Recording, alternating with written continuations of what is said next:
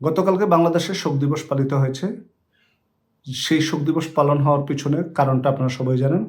Milestone school and কলেজে বিমান দুর্ঘটনায় নিহত কিশোরগুলো, আমাদের অবুঝ শিশুগুলো যারা শাহাদাত বরণ করেছেন তাদের জন্য, এবং যারা অসুস্থ হয়ে হাসপাতালে কাটাচ্ছেন তাদের জন্য।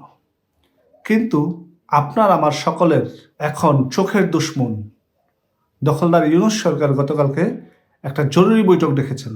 সেই বৈঠকে 4টা দলকে তারা এসে ইনভাইট করেছেন। 4 দল ইনভাইট করুক আর 40 জন ইনভাইট করুক, সেটা আমাদের কনসার্ন না। কনসার্নটা হচ্ছে সেই বৈঠকে এক একটা চেহারা দেখলে আমার মনে হয় এই দুনিয়াতে শয়তান দেখতে হবে না। আর বিশেষ করে ইউনূসের চেহারা দেখার পরে আমার এই দুনিয়াতে এবং আখেরাতে শয়তান দেখতে হবে বলে মনে হয় না। শয়তানের চেহারা কতটুকু কুৎসিত হইতে পারে সেটা ইউনূসকে দেখার পরেই বোঝা উচিত আমাদের। আমি শয়তান দেখি না, আমি ইউনূসকে দেখেছি। আমি দখলদার ইউনূসকে দেখেছি, আমি শয়তান দেখি নাই। ইউনূসকে দেখা আর শয়তান দেখা মনে হয় কাছাকাছি, বাকিটা আল্লাহ ভালো জানে। একটা দেশের প্রধান উপদেষ্টা সে একটা শোক দিবসে, এতগুলো শিশু মারা গেল, তাদের একটা শোক দিবসে সে 4 দলের বৈঠক ডেকেছে কিভাবে আওয়ামী লীগকে আটকানো যায়, কিভাবে আওয়ামী লীগের নেতাকর্মীদেরকে নতুন করে চক্রান্ত করে হত্যা করা যায়, গ্রেপ্তার করা যায়। তার জন্য আইন উপদেষ্টা, যাকে মাইলস্টোনে 8 ঘন্টা পোলাপেনে আটকা রেখেছিল, সেই আসিফ নজরুল ব্রিফিংয়ে বলে বিএনপি নাকি তাদেরকে বলেছে, জামায়াত বিএনপি নাকি তাদেরকে বলেছে যে আইনশৃঙ্খলা বাহিনীদেরকে আরও শক্ত অবস্থান নিতে হবে। আরও শক্ত অবস্থান মানে হচ্ছে সাধারণ জনগণের বুকে গুলি মারা। তারা অলরেডি মারা শুরু করে দিয়েছে গোপালগঞ্জ দিয়ে, সেখানেই ক্ষান্ত হয়নি। তারা গতকালকে কতিপয় কিশোর তরুণদের গায়ে হাত তুলেছে, সচিবালয়ে তাদেরকে আক্রান্ত করে মেরে রাস্তায় লুটিয়ে দিয়েছে, রক্তাক্ত করেছে। মানুষ দাবি জানিয়েছে, তাও মানুষ নয়, শিশু কিশোররা দাবি জানিয়েছে, 6টা দাবি জানিয়েছে। সেই দাবিগুলো পূরণ করতেও তাদের অনীহা। মাইলস্টোন স্কুল অ্যান্ড কলেজের যে দুর্ঘটনা, সেই দুর্ঘটনাটা তারা দামাচাপা দেওয়ার চেষ্টা করছিল। এখন সেই দামাচাপাকৃত দুর্ঘটনা থেকে যদি জনগণ জানতে চায় তাদের প্রকৃত সংখ্যাটুকু, কতজন শিশু মারা গেল, কতজন অসুস্থ হয়ে হাসপাতালে রইল, সেটার জবাব তারা দিতে বাধ্য নয়। তারা এনসিপির পিছনে 8 কোটি টাকা খরচ করবে নিরাপত্তার জন্য, কক্সবাজারে কুত্তা পাঠাবে হোটেল পর্যবেক্ষণ করার জন্য। কিন্তু তারা যখন আপনার এই মাইলস্টোন স্কুল অ্যান্ড কলেজের বাচ্চাদেরকে সাহায্য করার কথা থাকে, তখন তারা ভিক্ষার থালা হাত পেতে মানুষের কাছে দাঁড়ায়। এনসিপির কতিপয় জানোয়ারগুলোর পিছনে কোটি কোটি টাকা সরকার ব্যয় করতে পারে, কিন্তু আমাদের কোমলমতি শিশুগুলো মারা গিয়েছে, হাসপাতালে কাতরাচ্ছে, তাদের পিছনে টাকা ব্যয় করার জন্য তাদেরকে ভিক্ষার থালা হাত পাততে হয়। এই জানোয়ার জনগণের সরকার নয়, এই জানোয়ার তার ব্যক্তি স্বার্থ চরিতার্থ করার জন্য সরকার গঠন করেছে এবং বৈধ সরকারকে উৎখাত করেছে। দখলদার ইউনূসকে আমি আগেও বলেছি, সে কখনো জনসাধারণের জন্য আসে নাই। দেশে এত ভয়াবহ পরিস্থিতি সৃষ্টি হয়েছে, কেউ যে মুখ ফুটে কথা বলবে সেই সুযোগটা এখন নাই। আমরা কথা বলতে পারতেছি, আমরা দেশের বাহিরে, সে কারণে। তারপরে আমরা ভয়ের মধ্যে থাকি আমাদের পরিবার পরিজনকে নিয়ে। কখন জানি তারা আমাদের পরিবার পরিজনকে গ্রেপ্তার করে নিয়ে যায় বা কোনো ধরনের একটা অস্থিরতা সৃষ্টি করে। আসুন, আমরা এখনো সময় আছে, দখলদার ইউনূসের বিরুদ্ধে দাঁড়াই। যেই দাঁড়ানোটা মাইলস্টোন স্কুল অ্যান্ড কলেজের কোমলমতি শিক্ষার্থীরা দাঁড়িয়েছে। 8 ঘন্টা শিক্ষা উপদেষ্টা, আইন উপদেষ্টা, পেশ সচিবকে স্কুলে আটকিয়ে রেখেছে। ওরা অবশ শিশু, ওরা রাজনীতি বুঝে না। তার মধ্যে এই দখলদার ইউনূস আওয়ামী লীগের গন্ধ খোঁজে, কোমলমতি শিশুদের মধ্যে আওয়ামী লীগের গন্ধ খোঁজে।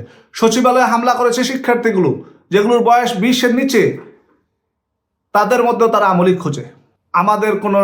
আমাদের কোনো অবজেকশন নেই। জনসাধারণের মধ্যে যদি আওয়ামী লীগ খুঁজতে চাও, আমাদের কোনো বাধা নেই, খোঁজো, আমরা এটার জন্য প্রস্তুত। সারা বাংলার জনগণ যদি আওয়ামী লীগ হয়ে যায়, তোমাদের চোখে আমরা মেনে নিতে রাজি আছি। আওয়ামী লীগ সবসময় জনসাধারণের পাশে ছিল, আছে এবং থাকবে ইনশাআল্লাহ। কিন্তু যে জানোয়ারগুলো শোক দিবসের দিন যমুনায় বৈঠকে বসেছে, এক একটা জানোয়ারের চেহারা আপনারা দেখেছেন, কত ভয়ঙ্কর চেহারা তাদের। সবগুলো হাস্যোজ্জ্বলভাবে, মানে বাংলাদেশে কিছু ঘটেছে কিনা সেটা নিয়ে তাদের বিন্দু পরিমাণ কোনো মাথা ব্যথা নেই। এক একটার হাস্যোজ্জ্বল ফেস দেখার পরে নিজের মধ্যে কি পরিমাণ ক্ষোভ সৃষ্টি হয়েছে, এক আল্লাহ ছাড়া কেউ জানে না। এগুলোর তো ছেলে সন্তান আছে, এগুলোর তো নায়নাতকুর আছে, নাতিপুতি আছে। কিভাবে পারে এগুলা এরকম একটা সুখের দিন হাসতে? যার সন্তান আছে, যে বিবেকবান মানুষ, সে এরকম সুখের দিনে হাসার মতো মানুষ হইতে পারে না, আমার মনে হয় না। এগুলো এক একটা জানোয়ার, এগুলা মানুষ নামে কলঙ্ক।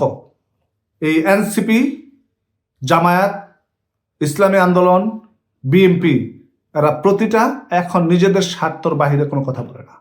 বিএনপি এখন মাইন্ডকেয়ার চিপায় পড়েছে। বিএনপি কিছু না করার পরেও অপরাধী হবে, কিছু করবে না কিন্তু বিএনপি অপরাধী হবে। বিএনপিকে এখন নতুন করে রাজনীতি শিখতে হচ্ছে দখলদার ইউনূসের কাছে। এইটাই হওয়া উচিত ছিল বিএনপির। বিএনপি আরো সামনে কি করবে, কতটুকু কি করতে হবে, বিএনপির অপেক্ষায় আছে কি কি করতে হবে তাদের জন্য। দেখুন, আমরা আগেও বলেছি, এখনো বলি, বাংলাদেশে 5ই আগস্টের পরে বাংলাদেশটাকে একটা নরকের কুণ্ডে পরিণত করেছে দখলদার ইউনূস। জানমালের নিরাপত্তা নাই, আইন শৃঙ্খলার উপর নিরাপত্তা নেই, আইন শৃঙ্খলার উপর তার কন্ট্রোল নেই। বাংলাদেশে যেখানে যেভাবে পারতেছে মানুষকে হত্যা করছে, ডাকাতি করতেছে, খুন করতেছে, দর্শন করতেছে, কোনো কিছু করতে পারতেছে না দখলদার ইউনূস সরকার। আমাদের দেশের সাধারণ জনগণের জীবন অতিষ্ঠ হয়ে গিয়েছে। কিভাবে তারা সামনে দিয়ে বাঁচবে সেই চিন্তায় মানুষের ঘুম হারাম হয়ে যাচ্ছে। এখন যদি মানুষ পারত, বাংলাদেশ যদি আমেরিকার যদি বা কোনো একটা দেশ, শান্তিপূর্ণ দেশ যদি বলতো আমরা বাংলাদেশ থেকে শরণার্থী নিব, বাংলাদেশের মনে হয় যে 95% লোক চলে যেত। আমরা এখনো সময় আছে, আসুন আমরা দখলদার ইউনূসের বিরুদ্ধে প্রতিবাদ শুরু করি। দেখুন, আপনাদের স্বপ্ন দুঃস্বপ্নে পরিণত হয়েছে, আরো হবে। যেই দুঃস্বপ্নটা আপনারা সহ্য করতে পারবেন না, যেটা অপেক্ষা করছে সামনে। দখলদার ইউনূস শয়তান আর দখলদার ইউনূস একে অপরের পরিপূরক। আপনারা এখনো সময় আছে, দখলদার ইউনূসকে প্রতিহত করার জন্য তৈরি হন এবং প্রতিহত করুন। এনসিপি আর দখলদার ইউনূস একে অপরের পরিপূরক।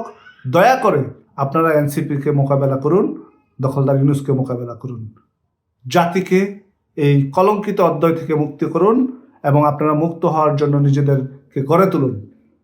আজকের মতো এই পর্যন্তই। জয় বাংলা, জয় বঙ্গবন্ধু, বাংলাদেশ চিরজীবী হোক।